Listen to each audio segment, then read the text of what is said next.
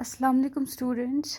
तो जो हमारा टॉपिक है मैनेजमेंट ऑफ डेयरी एनिमल्स, हम क्या कर रहे थे, हमने टॉपिक में पढ़ा था एज डिटर्मिनेशन, यानी कि एनिमल्स की एज कैसे जान सकता है इंसान के इनकी कितनी एज है। ठीक है, तो सबसे पहले हमने बोला फ़िज़िकल अपीयरेंस, यानी कि हम देख के बता सकते हैं कि वेदर ये एनिमल ओल्ड है, ये यंग है। ठीक है ना, तो फ़िज़िकल अपीयरेंस से भी हम जज कर सकते हैं उनकी एज को।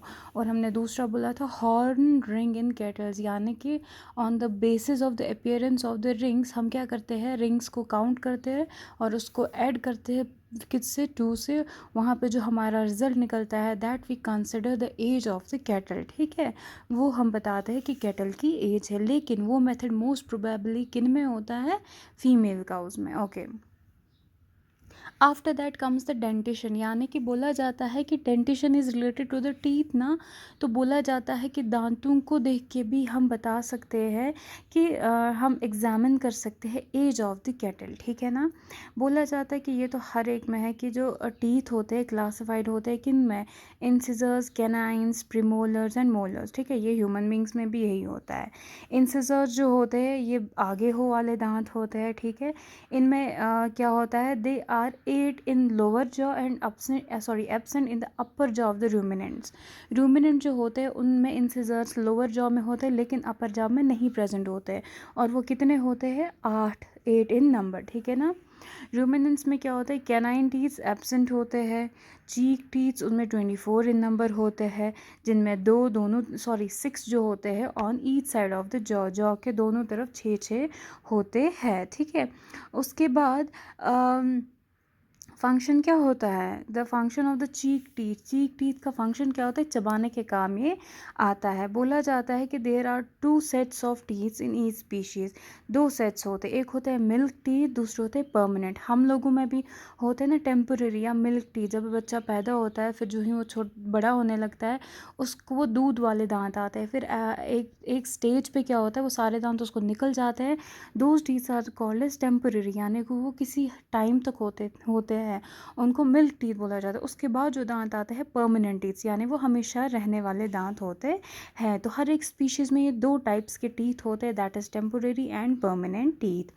अब रूमिनेंट्स जो होते हैं इनमें 20 टेम्पररी होते हैं एंड 32 परमानेंट होते हैं, यानी टेम्पररी जो होते हैं टीथ वो 20 होते हैं जो ग्रो होते हैं निकल जाते हैं। उसके बाद इनमें परमानेंट टीथ कितने रहते हैं, 32। ठीक है, उसके बाद जो एज होती है एक कैटल की उनको हम एग्जामिन डिटरमाइन कर सकते हैं by the help of the incisor teeths, यानी कि इसके पीछे कोई स्ट्रैटेजी होगी कि इंसीजर टीथ के को देख के हम एग्जामिन करते हैं एज ऑफ द कैटल। ठीक है, तो ये आ गया हमारा मेथड्स ऑफ एज डिटर्मिनेशन।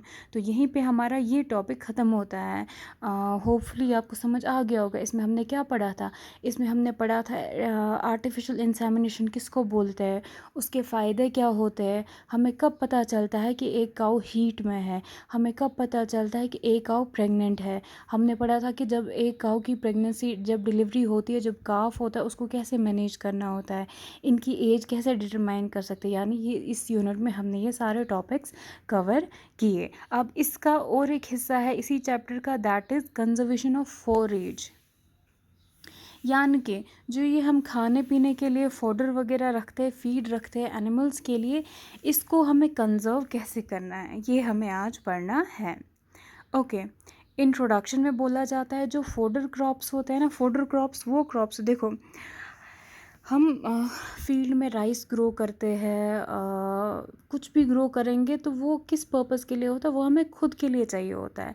लेकिन फोडर क्रॉप्स कौन से क्रॉप्स होते हैं, ये वो क्रॉप्स होते हैं जो हम सिर्फ एनिमल्स को खाने के लिए ग्रो करते हैं, दीज आर फॉर एनिमल्स। ठीक है ना, ये एक बड़े फील्ड में हम, बड़े प्लॉट में हम फोडर क्रॉप्स ग्रो करते हैं और हमारा मकसद ये नहीं होता है कि वो हम खाएंगे, no, those fodder crops are for the animals. उन फोडर क्रॉप्स को ग्रो किया जाता है और किसके लिए रखा जाता है, एनिमल्स की एज ए फीड रखा जाता है। तो जो ये फोडर क्रॉप्स होते हैं ये बहुत ज़रूरी होते हैं एनिमल की, ये बहुत सस्ता होता है इनका सोर्स। ठीक है ना, रूमिनेंट एनिमल्स के लिए ये होते हैं। ठीक है, तो बोला जाता है 10 fodder crops based feed strategies are required to reduce the cost of the milk production, sorry animal production.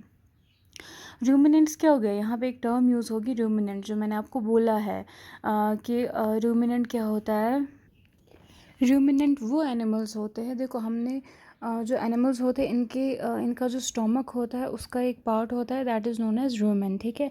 तो ये क्या करते हैं, जब भी कोई फूड खाते हैं, ये कोई भी फीड खाते हैं, तो इनमें एक कैपेबिलिटी होती है कि ये वो फीड वापस स्टोमक के एक कंपार्टमेंट से वापस ला के फिर कंटिन्यूसली च्यू करते रहते हैं।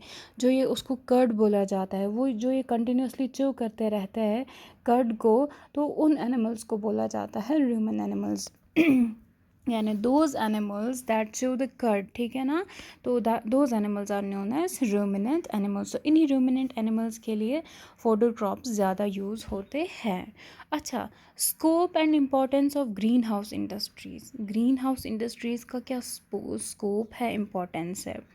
देखो, सबसे पहले आज फॉडर क्रॉप्स ही डिस्कस करेंगे, दैट इज़ बोला जाता है fodder crops of dairy animals. Fodder crops कौन कौन से हैं डेयरी एनिमल्स के, ठीक है। देखो, ये तो सबको पता होगा, इंडिया में एग्रीकल्चर क्रॉप प्रोडक्शन के सीजन्स डिवाइडेड सीजन्स हैं।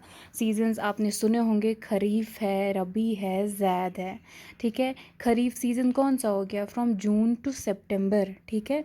यानी कि आज जून चल रहा है तो today is the kharif season up to the September. फिर सितंबर के बाद अक्टूबर टू मार्च, यानी June to September is kharif season, अक्टूबर से मार्च तक रबी सीज़न होता है, देन अप्रैल से जून तक ज़ैद सीज़न होता है। जो खरीफ सीज़न होता है इसमें काउपी, ज्वार, बाजरा, मेज़ एट्सेट्रा ये ग्रो होती है, ये सारे फॉडर क्रॉप्स है, ठीक है। उसके बाद रबी सीज़न में यानी अक्टूबर से मार्च तक होते हैं बरसीम, ओट्स, ल्यूसन, बार्ले, ठीक है। ज़ैद में यानी अप्रैल से जून तक कौन से ग्रो होते हैं, काउपी, मेज़, बाजरा एंड गोर एट्सेट्रा, ठीक है। फॉडर क्रॉप्स जो होते हैं ये इन सीजन्स में दिखाया गया है कि किस किस सीज़न में कौन कौन सा क्रॉप ग्रो होता है। ओके, अब फॉडर क्रॉप्स जो है इसकी दो टाइप्स है, हमेशा याद रखिए। Fodder crops are divided into two types, that is leguminous and non leguminous crops. अब लेग्यूमिनस क्या हो गया और नॉन लेग्यूमिनस क्या हो गया, सिंपल है। जिस भी फॉडर क्रॉप में प्रोटीन की तादाद ज़्यादा होगी that crop is known as leguminous crop, और वो क्रॉप जिसमें प्रोटीन का प्रोपोर्शन कम होगा that crop is known as non leguminous crop, ठीक है। अब लेग्यूमिनस क्रॉप की क्या एग्जांपल है, बरसीम है, ल्यूसर्न है, काउपी है, जिनमें लगभग प्रोटीन कंटेंट कितना होता है 2.0 to 2.5%, ठीक है। वेयर एज जो नॉन लेग्यूमिनस क्रॉप्स यानी मेज है, बाजरा है, ओट्स है, इनमें क्या होता है प्रोटीन की क्वांटिटी कम होती है, दैट इज़ 0.7 to 1.5%, ठीक है ना। तो क्या पढ़ा हमने, हमने फॉडर क्रॉप्स पढ़े। फॉडर क्रॉप्स वो क्रॉप्स होते हैं those crops which are grown for किस पर्पज़ के लिए, एनिमल्स के लिए ग्रो किए जाते हैं। फॉडर क्रॉप्स जो होते हैं ये तीन सीजन्स, इंडिया में जो तीन सीजन्स होते हैं खरीफ, रबी और ज़ैद, उसमें अलग अलग से क्रॉप्स फॉडर क्रॉप्स ग्रो करते हैं। फर्दर उसके बाद हमने पढ़ा कि इसकी दो टाइप्स हैं, leguminous and non leguminous. Leguminous high protein content, non leguminous low protein content, ठीक है। अब यहाँ पे एक list of major fodder crops, जो मेजर फॉडर क्रॉप्स दिए जाते हैं उनकी लिस्ट है, देखो आप पढ़ सकते हैं सारे ये। बार्ले है, बरसीम है, काउपी है, हाइब्रिड नेपियर है, lucerne, maize, oats, para grass and sorghum, these are the major fodder crops. यानी ये ज़्यादातर दिए जाते हैं कहाँ, एनिमल्स को दिए जाते हैं। तो देखो यहाँ पे इनकी इमेज दिखाई गई है, लाइक ज्वार है यानी सोरगम जिसको बोला जाता है, मेज़ है, ओट्स है, बरसीम है, पैराग्रास है एंड ज्यूनिया ग्रास है। इसमें से आप ज़्यादा किससे वाकिफ़ होंगे, मेज़ का तो पता है आपको, ओट्स भी पता है, अब बाकी भी ये फॉडर क्रॉप्स है। तो आज के लिए इतना काफ़ी, होपफुली आपको ये समझ आ गया होगा।